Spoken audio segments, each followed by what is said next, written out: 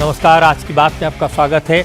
आज सरकार ने मुसलमानों की प्रॉपर्टी से जुड़े वक्फ एक्ट में बदलाव का बिल लोकसभा में पेश कर दिया। इस कानून का असर 8.5 लाख एकड़ प्रॉपर्टीज की मिल्कियत, मैनेजमेंट और कब्जे पर होगा। बिल को सरकार ने फिलहाल जेपीसी में भेज दिया है।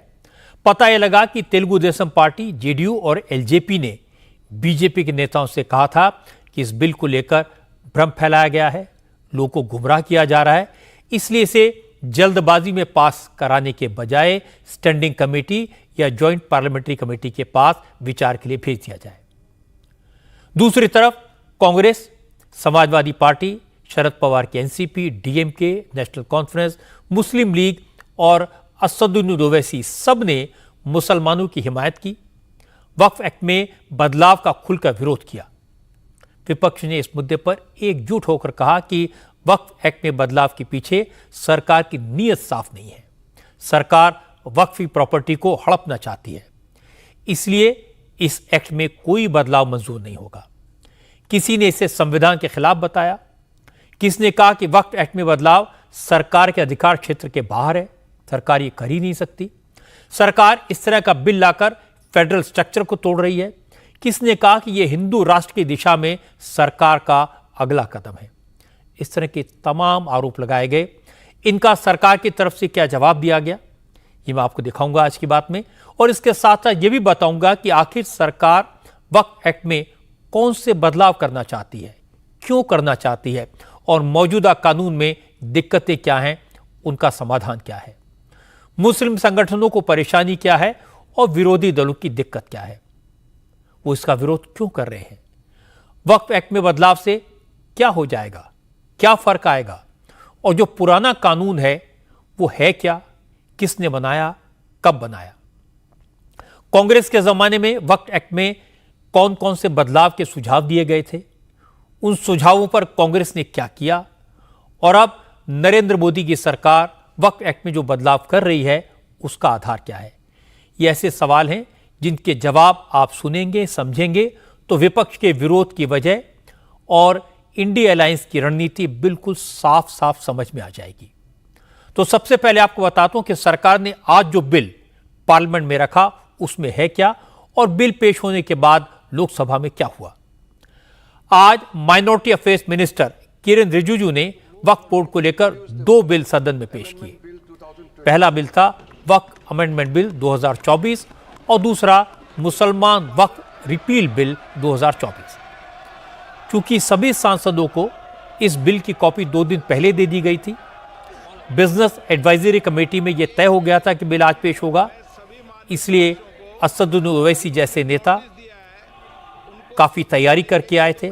विपक्ष कई सांसदों ने बिल को पेश करने के विरोध में नोटिस दे दिए थे। जैसे ही किरेन रिजिजू ने बिल लोकसभा में पेश किया तो पूरे विपक्ष ने हंगामा किया, सदन में अपनी बात रखने की परमिशन मांगी। स्पीकर ने सबको बोलने का मौका दिया। चर्चा की शुरुआत की कांग्रेस के सांसद केसी वेणुगोपाल ने। केसी वेणुगोपाल ने कहा, जब मंदिरों का प्रबंधन हिंदू करते हैं, उनके बोर्ड में कोई मुसलमान नहीं होता, तो वक्फी प्रॉपर्टी के मैनेजमेंट में दूसरे धर्मों के लोगों को क्यों घुसाया जा रहा है। यह मुसलमानों की धार्मिक स्वतंत्रता पर हमला है। केसी वेणुगोपाल ने कहा कि सरकार सिर्फ चुनाव की मंशा के लिए यह बिल लेकर आई है, जो ठीक नहीं है। In our tradition, what is the tradition of Indian? What is the culture of India? Now, ji, we are believing the culture and tradition of Indian, Bharat. Respect each other's faith. I told you, we are Hindu, sir. We are a believer. But same time, we are respecting the faith of other religions also. That is the basic principle. You want this bill is specialized for Maharashtra, Haryana election. Yeah. This bill is specialized. But you don't understand that. Last time, people of India clearly taught a lesson to you. This type of divisive politics, India people will not going to buy now. Now again, you are trying to experiment that bill. Sir, again, this is an attack on federal system also. This is a clear attack on federal system also. Waqf act में बदलाव से सबसे ज्यादा नाराज दिखाई दिए असदुद्दीन ओवैसी। ओवैसी ने कहा कि संसद को वक्फ पर कानून बनाने का अधिकार ही नहीं है। ओवैसी पूरी लिस्ट लेकर आए थे। उन्होंने पुराने कानून में किए जा रहे हर बदलाव पर आपत्ति जताई। ओवैसी ने कहा कि हिंदुओं और मुसलमानों के लिए सरकार के डबल स्टैंडर्ड हैं। इस बिल से यह साफ हो गया कि बीजेपी मुसलमानों के दुश्मन है।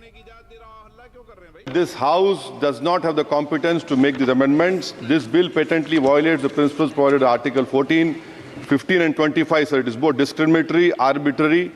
It is a grave attack on the basic structure of the Constitution as it violates the principle of judicial independence, separation of powers. What you are doing over here, a Hindu can give through will his complete property to his daughter or son. I as a Muslim cannot do, I can only give 1/3. But what you are doing, I can gift, but I cannot give it in the name of Allah subhanahu wa ta'ala.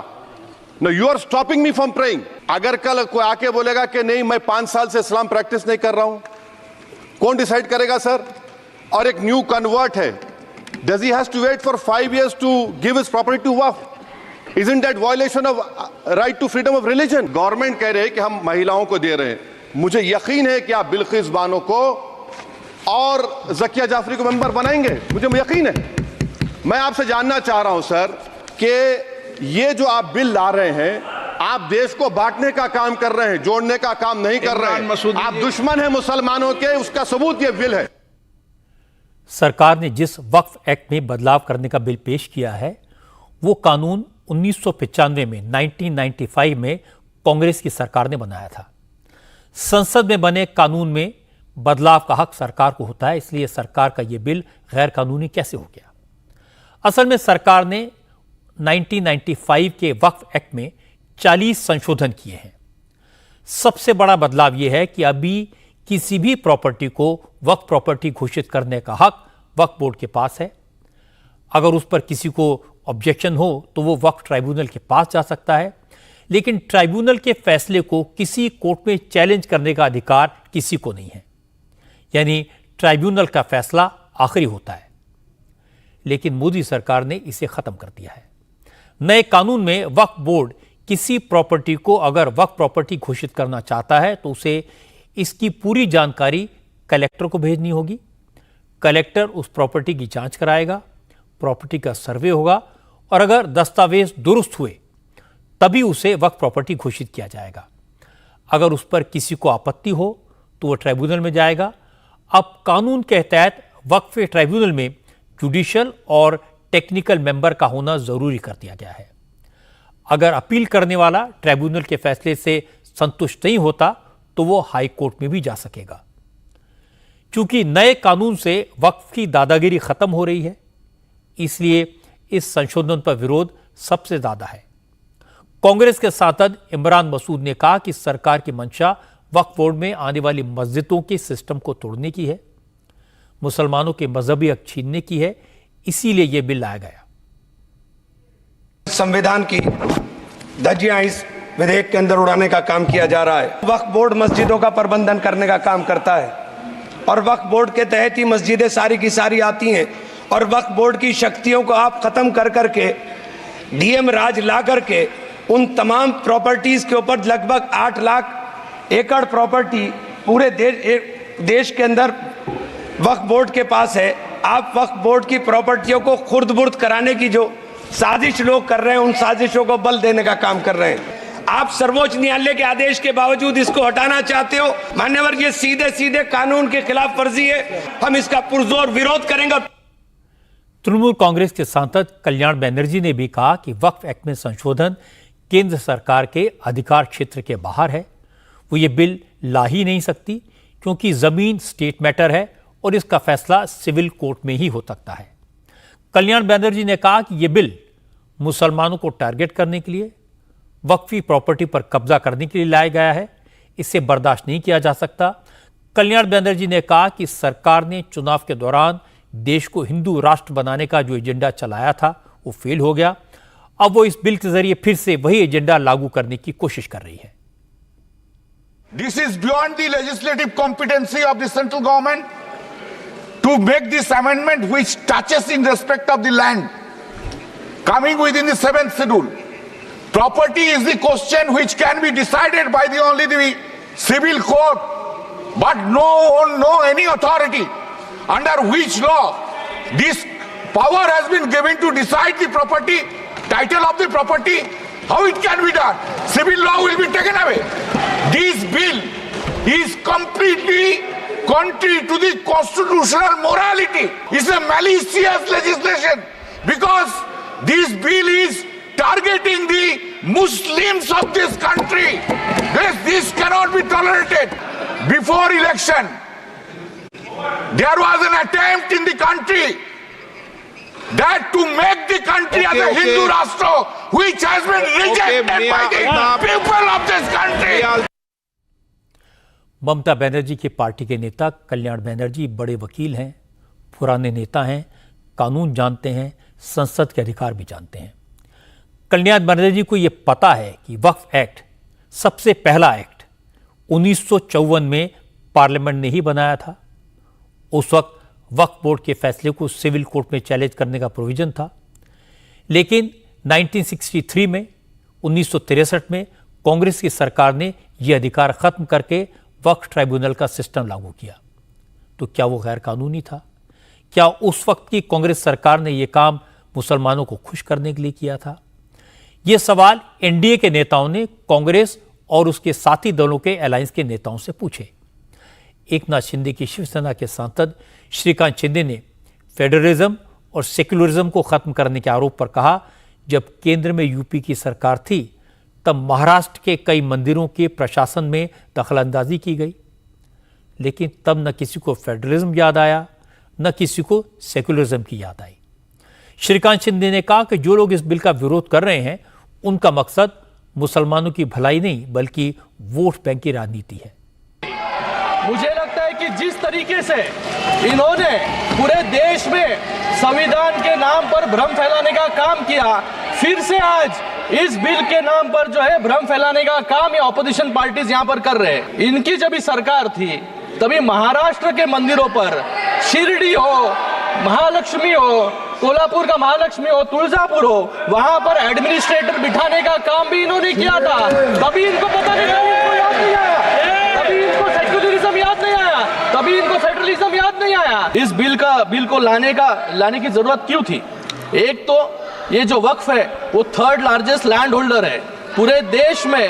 वक्फ के जमीन को लेकर 85,000 से ज्यादा 85,000 से ज्यादा मुकदमे चल रहे हैं सर, और 165 से ज्यादा मुकदमे सुप्रीम कोर्ट और हाई कोर्ट में है। मुझे लगता है कि इन सभी को वक्फ पे कुछ अच्छा डेवलपमेंट हो, अच्छे स्कूल्स बने, कॉलेज बने, अस्पताल बने, ये इनको नहीं चाहिए। इनको सिर्फ जो है इनका वोट बैंक जो है, ये वोट बैंक खुश करने के लिए, एक समाज को खुश करने के लिए जो है यहाँ पर इस बिल का विरोध कर रहे हैं। सरकार ने वक्फ एक्ट में जो बदलाव किए हैं उनमें यह भी है कि गैर मुस्लिमों को भी बोर्ड में जगह मिलेगी। 2 महिलाओं और पिछड़े वर्ग के मुसलमानों को भी बोर्ड में रखना जरूरी हो जाएगा। अब जो मौजूदा कानून है उसमें ऐसा कोई प्रोविजन नहीं है। अखिलेश यादव ने इसी बात पर आपत्ति जताई। उन्होंने कहा, जब वक्फ बोर्ड के मेंबर्स डेमोक्रेटिक तरीके से चुने जाते हैं तो उन्हें नॉमिनेट करने का क्या औचित्य है। अखिलेश यादव ने कहा कि चुनाव नतीजों के बाद बीजेपी के कट्टरपंथी सपोर्टर्स का मोरल डाउन है। उन्हीं कट्टरपंथियों को खुश करने के लिए सरकार की मंशा वक्फ बोर्ड को खत्म करने की है। आज गौर करने वाली बात यह थी कि विरोधी दलों के नेताओं ने वक्फ एक्ट पर बोलने के लिए अपनी पार्टी के मुस्लिम सांसदों को आगे किया। अखिलेश यादव से पहले रामपुर से समाजवादी पार्टी के सांसद मौलाना मोहिबुल्ला बोले। उन्होंने कहा, वक्फ मुसलमानों की धार्मिक संस्था है और इसमें दखलंदाजी बर्दाश्त नहीं की जाएगी। उन्होंने वक्फ बोर्ड में गैर मुसलमानों की एंट्री और कलेक्टर को सर्वे कमिश्नर बनाने पर सवाल खड़े किए। मोहिबुल्ला ने कहा, यह मामला उनके मजहब से जुड़ा है और इसमें कोई बाहर वाला आकर फैसला कैसे ले सकता है। अगर ऐसा होगा तो मुसलमान सड़कों पर उतर आएंगे और इसका विरोध करेंगे। सर, हिंदू एंडोमेंट में जो कर्नाटका और तमिलनाडु में है वहां कोई मुस्लिम नहीं हो सकता, और 26 में आर्टिकल 26 का वायोलेशन है। 4 धाम में ये लिखा हुआ है वाज़े तौर पर कि सिर्फ हिंदू होगा। बिहार उड़ीसा में भी यही लिखा हुआ है। पंजाब हरियाणा में गुरुद्वारा प्रबंधन कमेटी में सिर्फ सिख होगा ओनली, और ये उनका अधिकार है जिसको माना गया है। लेकिन मुस्लिम के साथ में यह अन्याय क्यों है? दुनिया का सबसे पहला वक़फ़ खाने काबा मक्के में है, क्या हम उसके ऊपर भी सवाल उठाएंगे कि वहां पर भी हमारा कोई हिंदू भाई हो? हम अपने वकार को, अपनी इज्जत को, अपने मुल्क की, अपने शान को, अपने संविधान को खुद अपने पैरों तले रौंद रहे हैं। और वक़फ़ एक मुसलमानों का मजहबी अमल है, एक मजहबी फरीजा है। इससे उनको महरूम कॉन्स्टिट्यूशन के जरिए से भी कोई ताकत नहीं कर सकती। सर, ये हम बहुत बड़ी गलती करने जा रहे हैं जिसका खुमियाजा हमें अभी नहीं, सदियों तक हम भुगतते रहेंगे। सर्वे कमिश्नर के इख्तियारात खत्म किए जा रहे हैं। आखिर सर्वे कमिश्नर भी तो गवर्नमेंट ऑफ इंडिया का होता है। सर, ऐसे कैसे कर सकते हैं हम? और फिर सर, उसमें मेरे मजहब के मुतालिक चीजें हैं तो वो कैसे कोई दूसरा तय करेगा? क्या कुरान में क्या लिखा है, फिक़ा में क्या लिखा है, इस्लाम में क्या लिखा है, ये आप तय करेंगे या मैं तय करूंगा? सर, इससे हम मजहब में दखल अंदाजी कर रहे हैं। सर, इस तरह के कवानीन से मुल्क की साख को नुकसान पहुंचेगा। कॉन्स्टिट्यूशन की स्पिरिट हम खत्म कर देंगे, और अगर ये होगा तो कोई भी अकलियत, कोई भी माइनॉरिटी अपने आप को हिंदुस्तान में सेफ नहीं करेगी। 10 साल से जो मुल्क में माइनॉरिटीज के साथ, उनके हुकूक के साथ, उनके रिलीजन फ्रीडम के साथ जो खिलवाड़ किया जा रहा है, उससे रूह कांप जाती है। और दिल ऐसा महसूस होता है कहीं ऐसा ना हो कि जनता इन हुकूक के लिए, कॉन्स्टिट्यूशन को बचाने के लिए दोबारा सड़कों पर आ जाएगी। मुहिबुल्लाह ने पूरी लोकसभा को गुमराह करने की कोशिश की। वक्फ बोर्ड कोई मजहबी संस्था नहीं है। ये कानून से बना एक बोर्ड है जो सिर्फ वक्फी प्रॉपर्टी की देखभाल और उसकी हिफाजत के लिए बना। इसलिए इसे मजहबी मामलों में दखलंदाजी कहना सही नहीं होगा। ये बात जेडीयू के नेता ललन सिंह ने लोकसभा में खड़े होकर कही।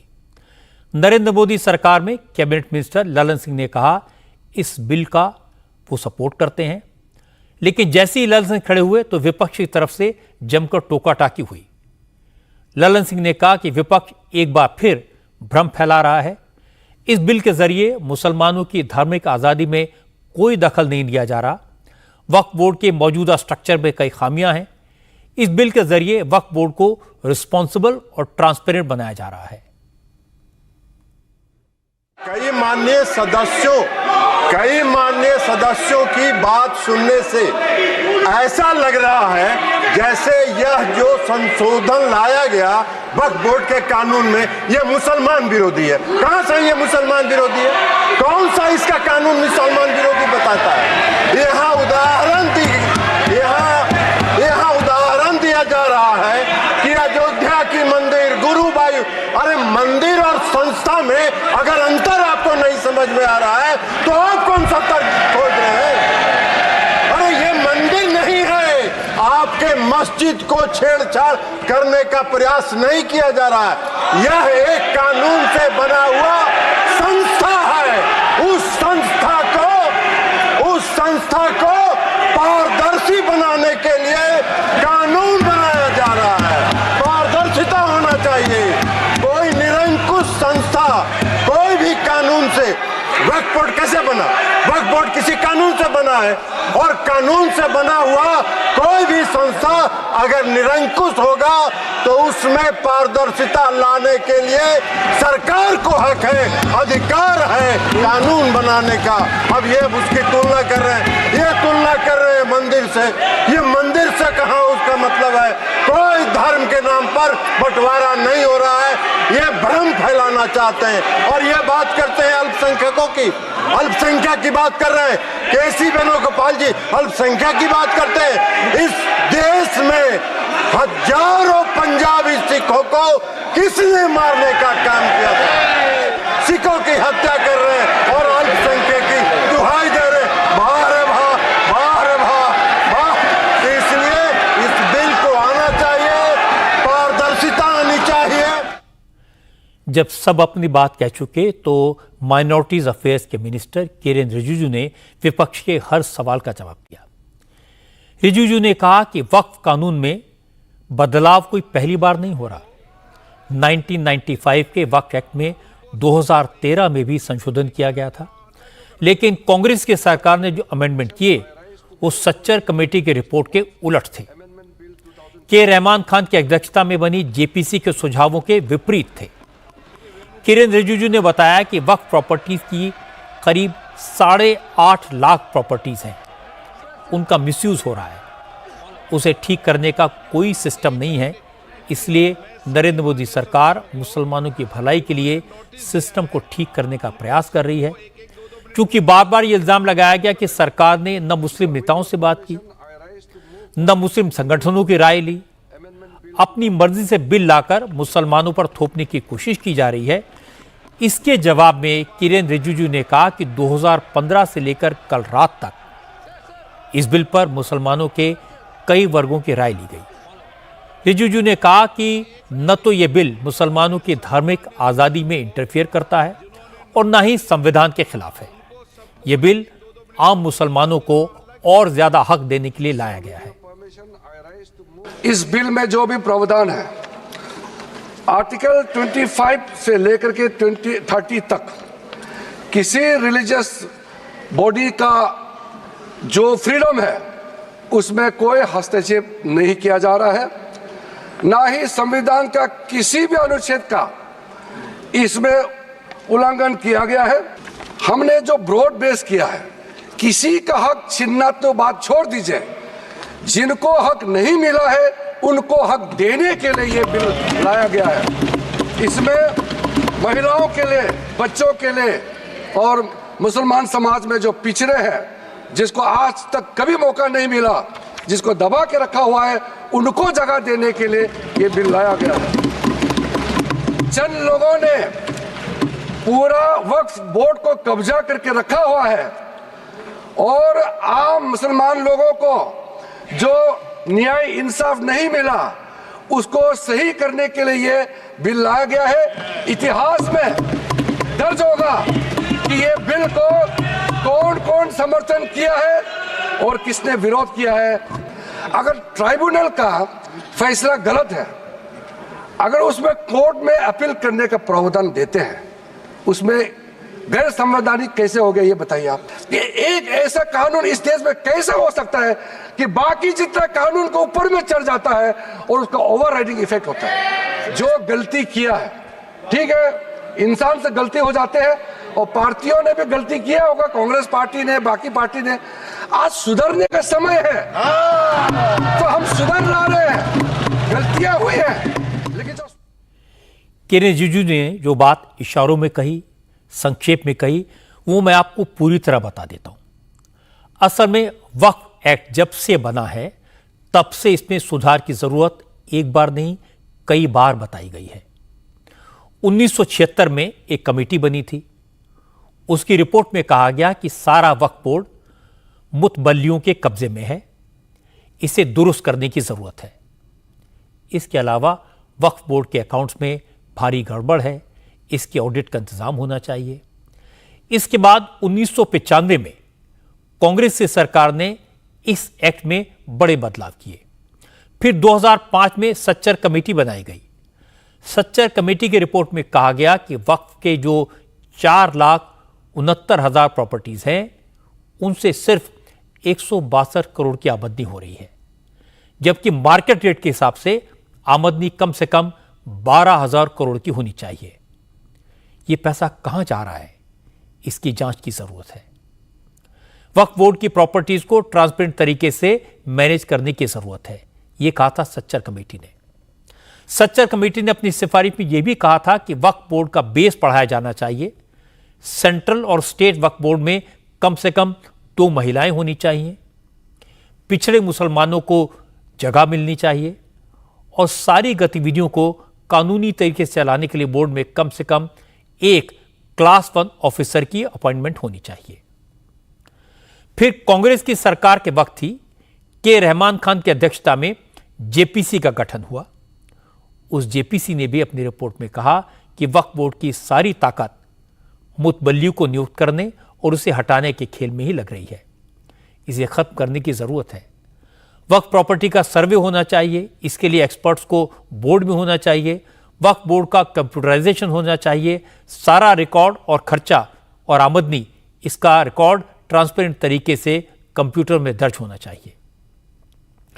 उस समय जेपीसी ने कहा था कि 1995 के वक्फ एक्ट को रीलुक करने की जरूरत है, लेकिन डॉक्टर मनमोहन सिंह की सरकार ने न तो सच्चर कमेटी की सिफारिश मानी, न जेपीसी की बात मानी।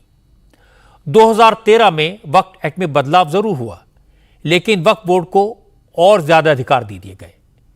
पहले किराएदार और लीज से जुड़े मामले सिविल कोर्ट से निपटाए जाते थे, लेकिन कांग्रेस सरकार ने वक्फ प्रॉपर्टी विवाद के अलावा वक्फ के किराएदार से जुड़ा विवाद, वक्फ प्रॉपर्टी के लीज से जुड़े विवाद के निपटारे के हक भी वक्फ बोर्ड को दे दिए। पहले वक्फ प्रॉपर्टी के सर्वे का खर्च वक्फ बोर्ड को देना पड़ता था, लेकिन कांग्रेस सरकार ने 2013 में कानून में बदलाव करके वक्फ प्रॉपर्टी के सर्वे का खर्च राज्य सरकार पर डाल दिया। 2013 से पहले वक्फ बोर्ड में अध्यक्ष, मेंबर्स और दूसरे धर्मों के लोग भी हो सकते थे, लेकिन 2013 में कांग्रेस सरकार ने जब कानून बदला तो यह सुनिश्चित कर दिया कि वक्फ बोर्ड के मेंबर सिर्फ मुसलमान ही होंगे। ये सारे कदम सच्चर कमेटी और जेपीसी की सिफारिशों के बरखिलाफ थे, लेकिन कांग्रेस ने यह कदम उठाए। अब सरकार ने इन्हीं गलतियों को दुरुस्त किया है। हालांकि अब यह बिल जेपीसी के पास भेज दिया गया है और सरकार इसके लिए भी इसलिए नहीं मानी कि विरोधी दलों का प्रेशर था।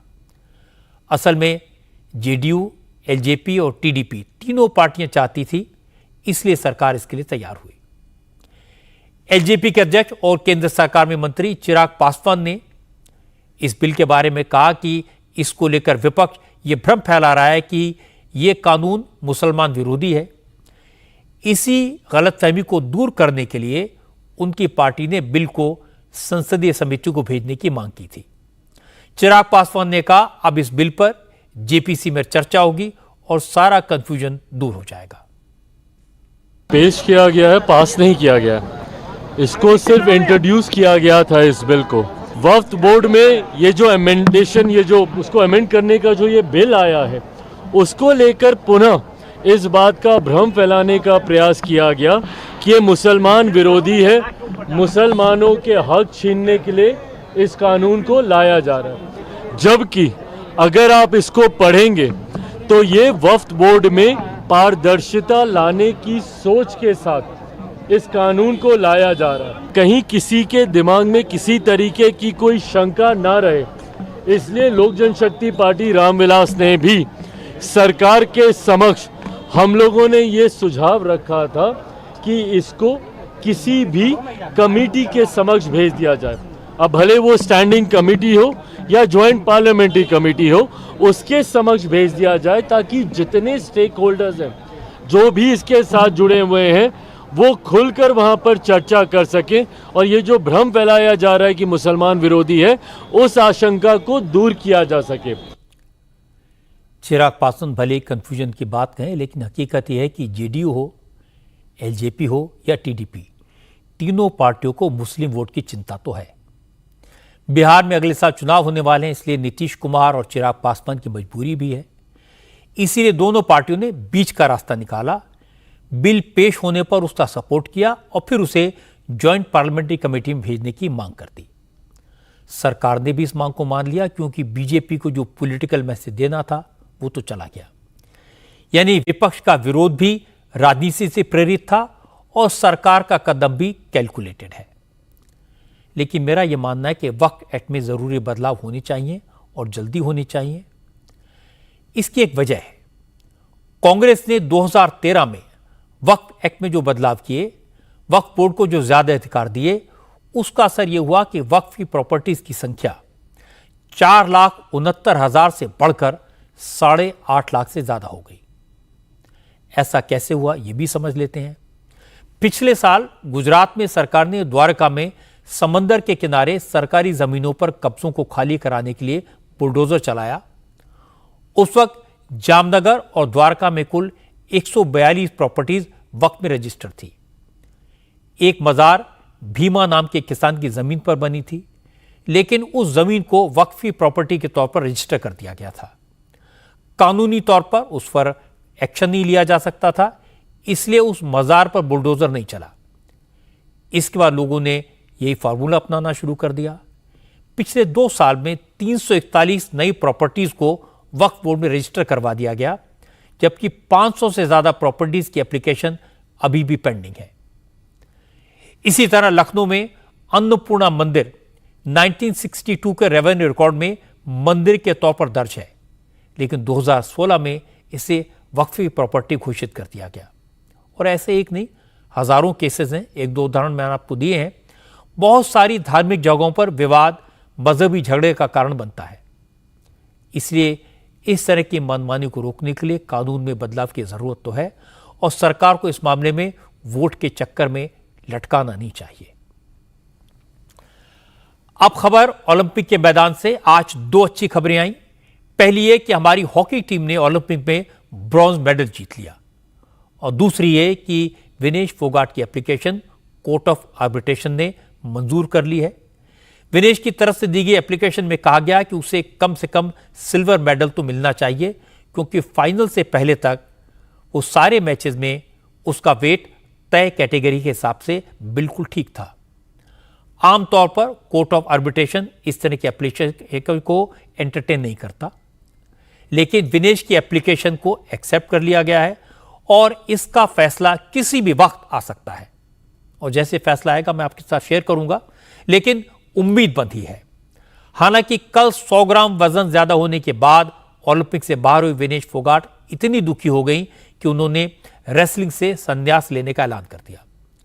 विनेश ने ट्विटर पर लिखा, मां कुश्ती मेरे से जीत गई, मैं हार गई, माफ करना, आपका सपना, मेरी हिम्मत सब टूट चुके, इससे ज्यादा ताकत नहीं रही। अब अलविदा कुश्ती, आप सबकी हमेशा ऋणी रहूंगी। और आखिर में उन्होंने उम्मीदों पर खरा नहीं उतरने के लिए लोगों से माफी मांगी। हालांकि विनेश के ताऊ महावीर फोगाट ने कहा कि यह भावनाओं में बहकर लिया गया फैसला है। जब विनेश वापस आएंगी तो वो उनसे बात करेंगे और 2028 के ओलंपिक के लिए तैयारी करने के लिए उन्हें कहेंगे, और उन्हें यकीन है विनेश उनकी बात जरूर मानेगी। हालांकि विनेश का परिवार चाहता है कि विनेश को कुछ वक्त देना चाहिए। उनके डिस्क्वालीफाई होने को राजनीति का मुद्दा नहीं बनाया जाना चाहिए, लेकिन राजनेताओं की अपनी मजबूरियां हैं। हरियाणा में चुनाव होने वाले हैं, इसलिए विनेश फोगाट के नाम पर जमकर सियासत हुई। आज हरियाणा के पूर्व मुख्यमंत्री भूपेंद्र हुड्डा ने कहा, कांग्रेस के पास जरूरी नंबर नहीं है, वरना वो विनेश फोगाट को कांग्रेस की तरफ से राज्यसभा में भेज देते। असल में भूपेंद्र हुड्डा के बेटे दीपेंद्र हुड्डा लोकसभा का चुनाव जीत गए हैं, इसलिए उनके इस्तीफे से राज्यसभा की एक सीट खाली हुई है, जिस पर 3 सितंबर को चुनाव होना है। इसलिए आज भूपेंद्र हुड्डा और दीपेंद्र हुड्डा दोनों ने कहा इस सीट पर विनेश को निर्विरोध चुनना चाहिए। उन्होंने कहा है कि अगर संख्या होती कांग्रेस के पास तो देश का जिस तरीके से गौरव विनेश, हमारी बहन विनेश ने बढ़ाने का काम किया है, तो मैं समझता हूँ उनसे उपयुक्त कोई और नहीं होता। अगर हमारे पास संख्या होती तो हम उनको जो है उनसे बात करते कि अगर उनकी इच्छा होती तो हम उनको लाते। बाकी ये बात हुड्डा साहब ने जो कही है बिल्कुल सही कही है, और दूसरी ये भी कही है कि वो गोल्ड मेडल के हकदार हैं, तो उनको जो सुविधाएं मिले, जो वो गोल्ड मेडलिस्ट के बराबर की सुविधा मिले। भूपेंद्र हुड्डा और दीपेंद्र हुड्डा को जवाब दिया हरियाणा बीजेपी के सीनियर लीडर अनिल विज ने। अनिल विज ने कहा, हरियाणा सरकार गोल्ड मेडल जीतने वाले को 6 करोड़ रुपए देती है। भूपेंद्र हुड्डा के पास बहुत पैसा है, वो 6 करोड़ दे सकते हैं, लेकिन देंगे नहीं। अनिल विज ने कहा कि हुड्डा जो कर सकते हैं वो करते नहीं, जो नहीं कर सकते उसका ऐलान करते हैं, यही उनकी खासियत है। ये हुड्डा जी की आदत हो गई है कि जो कुछ वो नहीं कर सकते वही करने की बातें करते हैं, उन्हीं बातों के आश्वासन देते हैं। आपके पास तो बहुत पैसा है, जो उसको ओलंपिक में गोल्ड मेडल जीतने से मिलना था, जो मैंने 6 करोड़ रुपए रखा था, तो उनको दे दो 6 करोड़ रुपया। अगर आपकी ऐसी ही भावना है, परंतु करेंगे नहीं, सिर्फ वही कहेंगे जो कर नहीं सकते, वही बातों के दावे करते हैं। ये इनके पिछले सारे दावे आप नोट कर लो। हालांकि हरियाणा के मुख्यमंत्री नायब सैनी ने कहा, विनेश फोगाट भले ही मेडल से चूक गई हों, लेकिन हरियाणा की सरकार उन्हें चैंपियन मानती है और उन्हें वो सारी सुविधाएं और सम्मान दिया जाएगा जो ओलंपिक में सिल्वर मेडल जीतने वालों को मिलता है। नायब सैनी ने कहा, भूपेंद्र हुड्डा हर मुद्दे पर सियासत करने लगते हैं, ये ठीक नहीं है। भूपेंद्र सिंह हुड्डा और ये विपक्ष के लोग ये हर वर्ग के अंदर राजनीति घुसोते हैं। हमारे जो स्पोर्ट्स के खिलाड़ी हैं उनके अंदर भी राजनीति कर रहे हैं। मैं ये कहना चाहूंगा भी इस राजनीति से दूर रहें। हमारी बेटी, वो जुझारू बेटी है विनेश फोगाट, और हमारी सरकार जितना खिलाड़ियों के लिए हमारी सरकार ने किया है, जो पॉलिसियां हमारी सरकार ने बनाई है, जो लाभ दे रहे हैं, उनके हौसले को बढ़ाने के लिए काम कर रहे हैं, वो अपनी तरफ भी झांक करके देख ले। राजनीति ना करें कि हमने क्या किया है क्या नहीं किया। खाली बोलने का कोई लाभ नहीं है। वो कभी कुछ बोलते हैं, कभी कुछ बोलते हैं, आज तक कुछ किया नहीं। लेकिन भूपेंद्र हुड्डा को सबसे सटीक जवाब दिया विनेश फोगाट के ताऊ और फॉर्मर रेसलर महावीर फोगाट ने। महावीर फोगाट ने कहा, उनकी बेटियां गीता फोगाट और बबीता फोगाट ने भी इंटरनेशनल इवेंट्स में भारत को गोल्ड और सिल्वर मेडल जिताए थे। महावीर फोगाट ने कहा, आज भूपेंद्र हुड्डा कह रहे हैं कि विनेश को राज्यसभा भेजना चाहिए, लेकिन जब बबीता फोगाट ने मेडल जीते थे उस वक्त उन्हें राज्यसभा क्यों नहीं भेजा? तब तो कांग्रेस की मेजॉरिटी थी। महावीर फोगाट ने कहा कि 2010 में जब हरियाणा में हुड्डा की सरकार थी तब उन्होंने मेडल जीतने वाली सभी बेटियों को डीएसपी बनाने का वादा किया था और बना दिया इंस्पेक्टर। उन्हें इसके लिए कोर्ट में लड़ाई लड़नी पड़ी। हुड्डा साहब ने भेदभाव करके जो है उनको दोनों को जो है एक को इंस्पेक्टर बनाया और एक को सब इंस्पेक्टर बनाया। तो फिर मैंने जो कोर्ट का सहारा लेना पड़ा। आज वो हुड्डा साहब बोल रहे हैं इनको जो नॉमिनेट करके जो राज्यसभा में भेजना चाहिए। तो जब गीता थी उस टाइम जो है इंडिया की वो रेसलर थी जिसने पहला गोल्ड मेडल जो लिया। पहली वो रेसलर थी जिसने ओलंपिक में कुश्ती में पहली क्वालिफाई किया। तो हुड्डा साहब जब गीता का इतना बड़ा नाम था सारे हिंदुस्तान में मीडिया में, तो आपने उस टाइम जो है गीता को जो है डीएसपी क्यों नहीं बनाया, बबीता को डीएसपी क्यों नहीं बनाया? जब मैंने कोर्ट का सहारा लेकर के हमें कोर्ट में जो लड़ करके जो है कोर्ट से जो है गीता को जो डीएसपी का पद मिला और बबीता का जो केस डाला रखा था उसके बाद में, लेकिन वो जो है छोड़ गई नौकरी। तो मैं पूछता हुड्डा साहब, आपने जो है उस टाइम सरकार थी तो आपके पास फुल बहुमत था, आपने जो है गीता को भी जो उस टाइम जो राज्यसभा में भेजना था, आपने क्यों नहीं किया? इसके बाद बबीता फोगाट भी सामने आई। बबीता फोगाट ने तो सीधे आरोप लगा दिया कि भूपेंद्र हुड्डा और दीपेंद्र हुड्डा अपनी राजनीति चमकाने के लिए इस तरह की बयानबाजी कर रहे हैं। बबीता ने कहा कि सियासी फायदा लेने के लिए उनके परिवार को तोड़ने की जो कोशिश की जा रही है उसे वह कामयाब नहीं होने देंगी। सबसे पहले तो भूपेंद्र सिंह हुड्डा जी को मैं कहना चाहती हूँ कि सबसे पहले तो आप ये बताइए कि आपकी जब कांग्रेस की सरकार थी जो 2014 से पहले, आपने कितने खिलाड़ियों को जो है राज्यसभा भेजने का काम किया है? आपने कितने खिलाड़ियों को जो सम्मान देने का काम किया है? आप कहते हैं ना कि फोगाट परिवार जो है उसका नाम लेकर के उनको राज्यसभा भेज दीजिए। मैं भूपेंद्र सिंह हुड्डा जी से पूछना चाहती हूँ कि विजेंद्र बॉक्सर जो है वो आपकी कांग्रेस पार्टी के अंदर जब गए थे तो वो टिकट के लिए गए थे, लेकिन आपने उनको चुनाव न लड़ाया और न लड़ने दिया। तो अगर इतना ही सम्मान करते तो उनको चुनाव जरूर लड़ाते। और दूसरी बात कि भूपेंद्र हुड्डा जी अपने और अपने बेटे की कुर्सी की लालसा के अंदर लगे हुए हैं। बाप बेटे को कुर्सी पे बैठा देता है और बेटा बाप को कुर्सी पे बैठा देता है, इसी दज्जोदहद में लगे हुए हैं। लेकिन भूपेंद्र हुड्डा जी और दीपेंद्र हुड्डा जी दोनों से मैं हाथ जोड़कर विनम्र आग्रह करना चाहती हूँ कि प्लीज मेरे परिवार को तोड़ने का कोशिश ना करें, मेरे परिवार के अंदर राजनीति ना घुसाएं, परिवार को परिवार ही रहने दें। आपको राजनीति करनी है, आप मैदान में आके राजनीति करिए, ये मैदान खुला है और आप यहाँ पे आके जो राजनीति करनी है वो करिए, लेकिन मेरे परिवार के साथ राजनीति ना करें और खिलाड़ियों के कंधों पे रखकर बंदूक ना चलाएं। असली बात है कि हरियाणा में 2 महीने बाद इलेक्शन होने वाले हैं। सबकी राजनीतिक मजबूरियां हैं। विनेश फोगाट हरियाणा की हैं, जाट समाज की हैं, उनके साथ पूरे देश की और ख़ास तौर पर हरियाणा के लोगों की सहानुभूति है। इसलिए कांग्रेस को इसमें महिलाओं और जाट फूट का फायदा दिखाई दे रहा है। इसीलिए भूपेंद्र हुड्डा कह रहे हैं कि अगर चुनाव जिताने लायक विधायक कांग्रेस के पास होते तो कांग्रेस विनेश फोगाट को राज्यसभा में जरूर भेजती। इसीलिए अनिल विज ने कहा कि भूपेंद्र हुड्डा के पास जो नहीं होता वो ऑफर करते हैं। हालांकि विनेश फोगाट के नाम पर सियासी फायदा उठाने की कोशिश कांग्रेस के अलावा दूसरे दलों ने भी की है। तृणमूल कांग्रेस के सांसद अभिषेक बैनर्जी ने तो विनेश को भारत रत्न देने की मांग कर दी।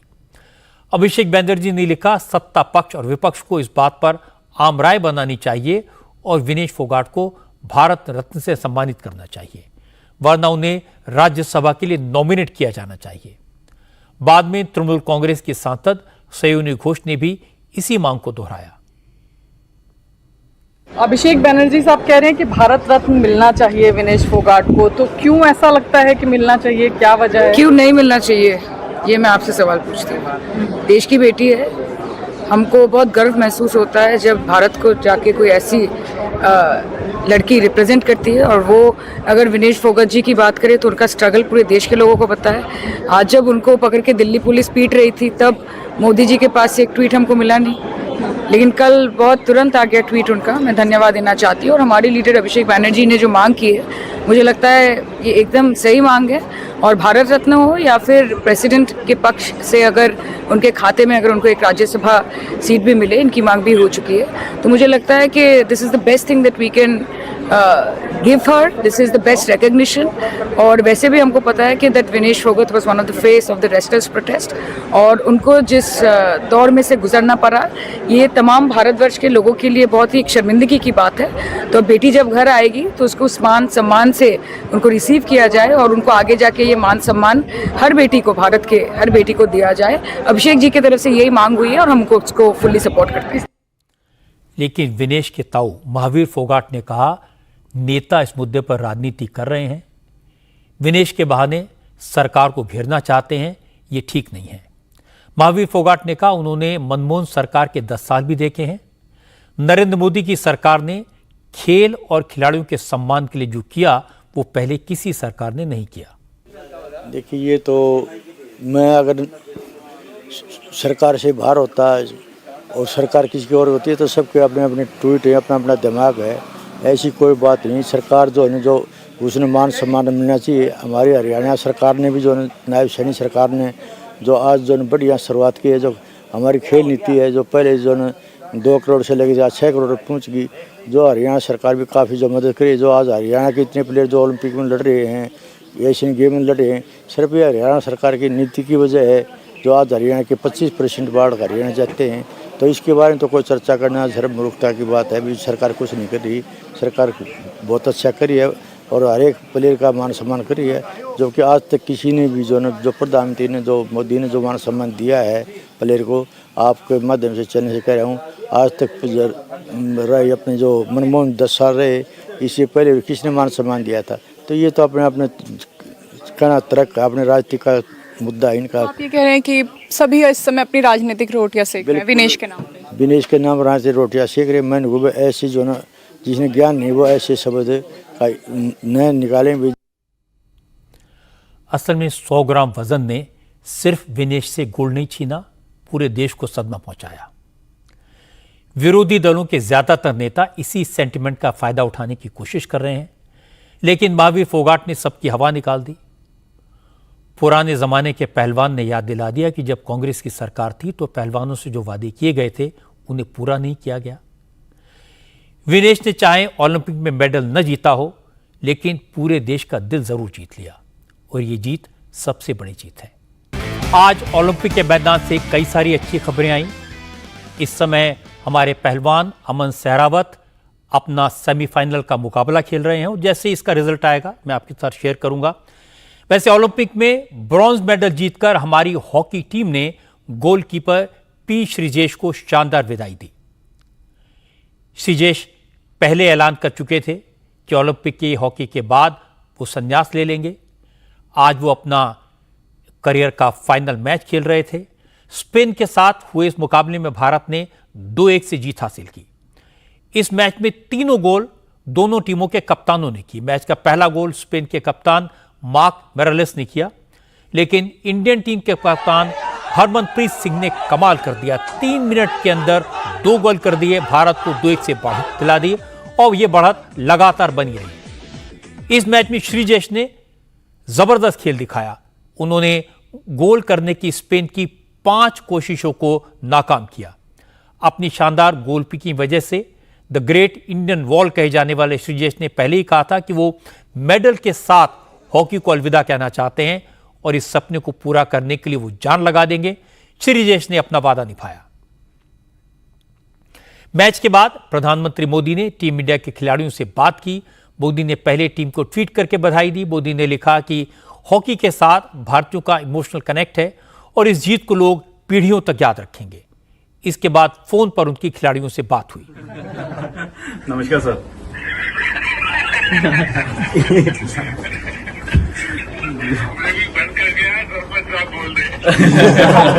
शुक्रिया sir, thank you sir, thank you. आज हॉकी के मैच में सबसे बड़ी बात यह थी कि पूरी टीम एकजुट होकर खोली, जबरदस्त तरीके से पास दिए। श्रीजेश का डिफेंस कमाल का था, इसलिए हॉकी का आज का मैच हमेशा याद किया जाएगा। हॉकी टीम के साथ आज भारत अब तक पेरिस ओलंपिक में 4 मेडल जीत चुका है, लेकिन ये चारों ब्रॉन्ज मेडल हैं। अभी गोल्ड का इंतजार है और ये इंतजार हो सकता है कि नीरज चोपड़ा आज रात ही खत्म कर दें। जेवलिन थ्रो का मुकाबला अब से करीब 1.5 घंटे बाद होगा। जेवलिन थ्रो में टोक्यो ओलंपिक में गोल्ड मेडल जीत चुके नीरज चोपड़ा इस बार देश की उम्मीद है, गोल्ड की उम्मीद है। क्वालिफाइंग राउंड में नीरज की परफॉर्मेंस शानदार थी। अपने पहले अटेम्प्ट में उन्होंने 89.34 मीटर जेवलिन थ्रो किया था, इसलिए पूरे देश की निगाहें नीरज चोपड़ा पर हैं और अमन सहरावत पर हैं।